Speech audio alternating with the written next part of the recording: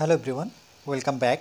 Study ম্যাথমেটিক্সে প্রত্যেকে স্বাগত জানিয়ে ক্লাস 8 থেকে chapter 18 page number 181 video part number আজকে 13 করব। কোর্সে দেখি 18 দেখি 4 দাগের অঙ্কটা কি বলেছে, বলছে পাশের ছকের লেখচিত্র দেখি। এই যে লেখচিত্রটা দেখতে পাচ্ছি ও নিচের প্রশ্নগুলির উত্তর খুঁজি। এই যে কোশ্চেনগুলো দেখতে পাচ্ছি 1 থেকে 5 পর্যন্ত, প্রত্যেকটা কোশ্চেনের উত্তর আমাদের এই ছক দেখেই আমরা দেব, বা লেখচিত্র দেখেই কোশ্চেনগুলো উত্তর দিতে হবে। এখানে কিছু লিখেছে, দেখো লিখেছে ধরি এক্স অক্ষ বরাবর। এই যে এক্স অক্ষ দেখতে পাচ্ছ, আমরা জানি কোন দিকটা এক্স অক্ষ হয়, ডান দিকে গেলে এক্স অক্ষ, আর এখান থেকে উপরের দিকে গেলে সেটা হয় আমাদের ওয়াই অক্ষ। এক্স অক্ষ বরাবর ক্ষুদ্রতম এই যে ছোট ছোট ঘরগুলো যে দেখতে পাচ্ছ, প্রত্যেকটা ঘর বর্গক্ষেত্র, যার দৈর্ঘ্য প্রস্থ সমান, সেটাকে বলা হয় বর্গক্ষেত্র। এই জন্য লিখেছে বর্গক্ষেত্রের দুটি বাহুর দৈর্ঘ্য সমান একটি পেয়ারা। এই যে এখানে হচ্ছে পেয়ারার সংখ্যা, তাহলে 2 ঘর যাওয়ার পরে 1 পাবো। দেখো এখান থেকে এই ঘরটাকে ছেড়ে পরে 1 হলো, আবার 1 ঘর ছেড়ে এটা 2, আবার এখানে আসবো এটা 3, তারপরে দেখো এখানে 4 লিখে দেওয়া আছে। ঠিক একইভাবে গুনবো 5, 6, 1 ঘর ছেড়ে ছেড়ে 7, তারপরে দেখো 8, 9, 10, মানে 2 ঘর যাওয়ার পরে 1 গুনবো। এখান থেকে এখানে 1 নয়, এখান থেকে এটা 1, এর দূরত্ব 1, আবার এখান থেকে এর দূরত্ব 2, তারপরে 3, তারপরে 4, এভাবে 5, 6, 7, 8, 9, 10 পাবো। আবার কি লিখেছে দেখো, ওয়াই অক্ষ বরাবর ক্ষুদ্রতম বর্গক্ষেত্রে একটি বাহুর দৈর্ঘ্য 1 টাকা। তাহলে এখানে যেহেতু পেয়ারার সংখ্যা, তাহলে এটা কী হবে, পেয়ারার দাম। তাহলে সেখানে একটি বাহু মানে 1 ঘর যাওয়াই 1 টাকা, এখানে 2 ঘর নয়, যেমন এখান থেকে এটা 1, প্রথমেই 1 বলবো, যেহেতু একটা ঘর সমান সমান 1 টাকা। তাহলে 1, 2, 3, 4, 5, 6, 7, 8, 9, 10, এটা কিন্তু 10, তারপরে 11, তারপরে দেখতে পাচ্ছি 12তে দাগ আছে, তাহলে এটা 12, 1 করে আবার গুনবো 12, 13, 14, 15, 16, 17, 18, 19, 20, 21-এ একটা দেখতে পাচ্ছি, আবার গণি 22, 23, 24, 25, 26, 27, 28, 29, এই 30-এ একটা দেখতে পাচ্ছি। তাহলে যখন ওয়াই অক্ষ বরাবর যাব তখন 1 ঘর করে গুনবো, আর যখন এক্স অক্ষ বরাবর যাব তখন 2 ঘর যাওয়ার পরে 1 গুনবো। ওকে, তাহলে এখানে যদি লিখে দিই, এটা হচ্ছে 1, 2, 3, 4 লিখে দেওয়া আছে, 5, 6, 7, 8, 9। ওকে, আচ্ছা, এবার 1 নম্বর কোশ্চেনের অ্যান্সার নিই। তারপরে দেখো এখান থেকে একটা রৈখিক সমীকরণ টেনেছে। রৈখিক সমীকরণ বলতে যেটা মূল বিন্দু দিয়ে যাবে, সেটাই হচ্ছে রৈখিক সমীকরণ। তাহলে এখানে যে বিন্দুটা দেখতে পাচ্ছি সেটা কত, 4,12। তাহলে এক্সের দিকে যাব 4 ঘর, দেখো এখান থেকে এদিকে 4 ঘর যাব, তাহলে 1, 2, 3, 4, 4 ঘর গিয়ে আমরা 12 ঘর উপরে গুনবো। দেখো 1, 2, 3, 4, 5, 6, 7, 8, 9, 10, 11, 12, এই যে 12টাকে গোল করেছে। তারপরে বিন্দুটা জানি না, তাহলে এটা চলো আমরা গণি, এই বিন্দুটা কততে আছে। তাহলে এই বিন্দুটা ধরে সোজা আমরা ওই দাগ দাগ বরাবর নিচে দিকে আসবো। তাহলে কত পেলাম, দেখো 7 পেলাম। তাহলে এখানে আমরা লিখবো 7, কমা, এবার এইদিকে কত সেটা আমাদের গুনতে হবে, যে কত ঘর উপরে উঠেছি। তাহলে চলো এক গণি আমরা এখান থেকে, 1, 2, 3, 4, 5, 6, 7, 8, 9, 10, 11, 12, 13, 14, 15, 16, 17, 18, 19, 20, 21, তাহলে এটা পেলাম কত, 21। তাহলে এই বিন্দুটির স্থানে কত, 7,21।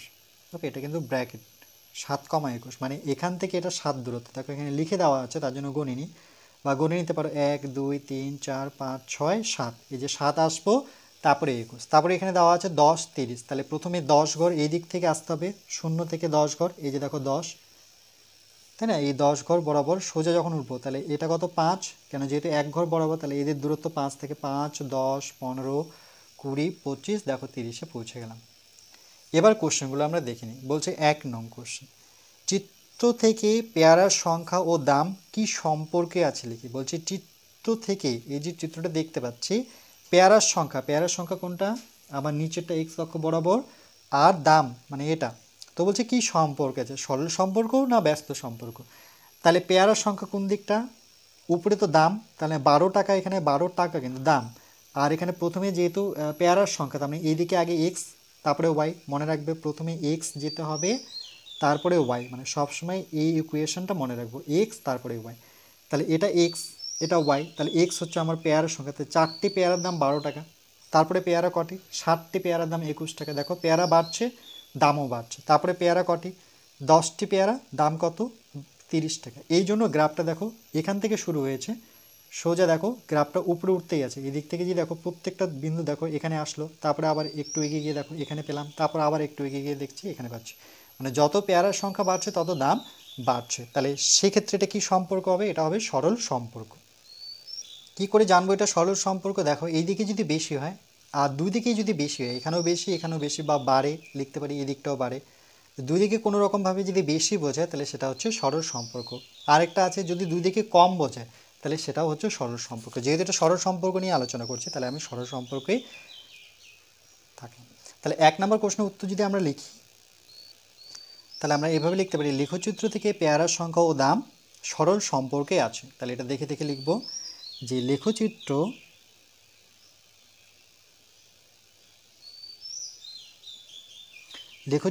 থেকে পেয়ারার দাম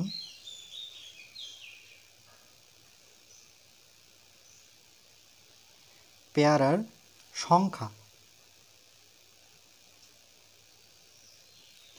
ও দাম সরল সম্পর্কে আছে, সরল সম্পর্কে আছে। এটা কিন্তু আমার একটা উত্তর পেয়ে গেলাম। এবার বলেছে সেকেন্ড, 4টি পেয়ারার দাম কত? তাহলে দেখো 4 কোথায় আছে? 4টি পেয়ারার দাম কত? 12 টাকা, তাই না? এটা যেহেতু পেয়ারার সংখ্যা, এখানে পেয়ারার সংখ্যা কত? 4, তাহলে তার সাথে কত দেখতে পাচ্ছি? 12, তাহলে 4টি পেয়ারার দাম 12 টাকা। দেখো এই বরাবর কিন্তু 12 পাচ্ছি, তাহলে আমরা লিখব 4টি পেয়ারার দাম 12 টাকা।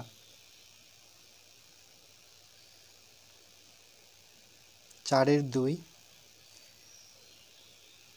4টি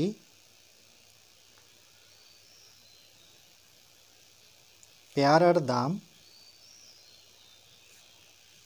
12 টাকা।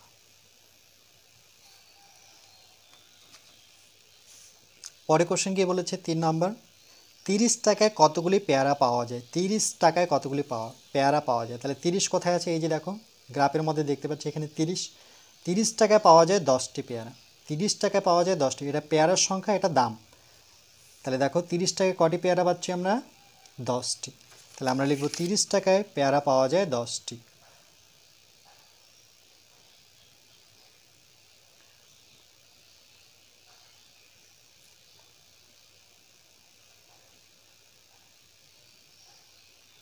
তিরিশ টাকায় 10টি পেয়ারা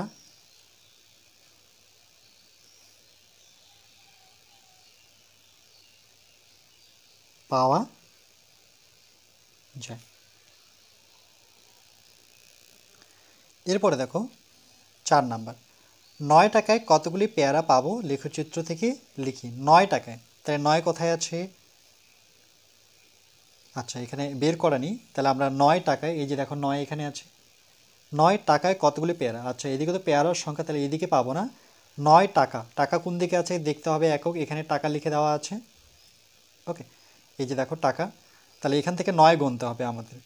তাহলে চলো আমরা 9 গুনি, এক ঘর করে গুনবো, যেহেতু এক্স ওয়াই অক্ষ বরাবর একটি ঘর 1 একক, তাহলে 1 2 3 4 5 6 7 8 9 এখানে পেলাম, এখানে লিখে দিচ্ছি ছোট করে, এটা 9।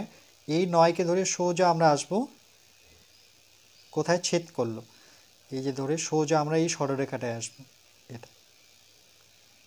তাহলে এখানে কত? 9। এবার এই 9কে যেহেতু পেয়েছি, এই সোজা এবার নিচে নেমে যাব, কত পাচ্ছি এখানে দেখো, আরেকবার গুনে নিই, 5, হ্যাঁ 4-এ 9। ওকে, এই সোজা আসলে আমরা কত পাচ্ছি?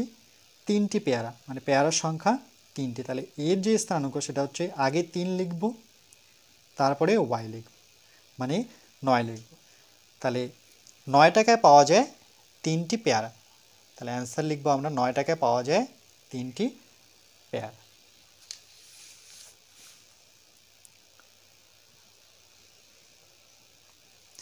তাহলে 9 টাকায় কতগুলি পেয়ারা পাবো? 9 টাকায় 3টি পেয়ারা পাবো, 3টি পেয়ারা পাবো। এটা একটা উত্তর। তারপরে কি বলেছে?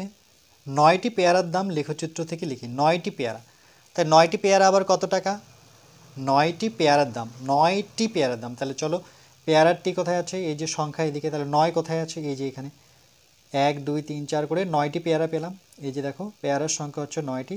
এই 9কে ধরে আমরা সোজা উপরে যাব, সেই রৈখিক চিত্রকে কোথায় ছেদ করছে। তাহলে 1 2 3 4 5 6 7 8 9 10 11 12 13 14 15 16 17 18 19 20 21 22 23 24 25 26 27।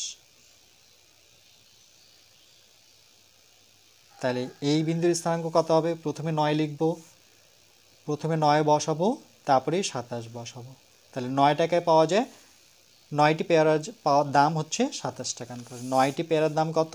27। তাহলে এখানে লিখবো আমরা 9টি পেয়ারার দাম, 9টি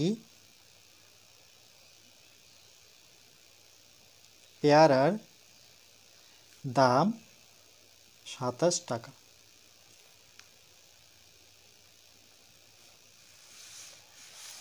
ওকে, এটাই ছিল আমাদের লাস্ট কোশ্চেন 4-এর, যে দেখো 9টি পেয়ারার দাম কত? 27 টাকা পেলাম।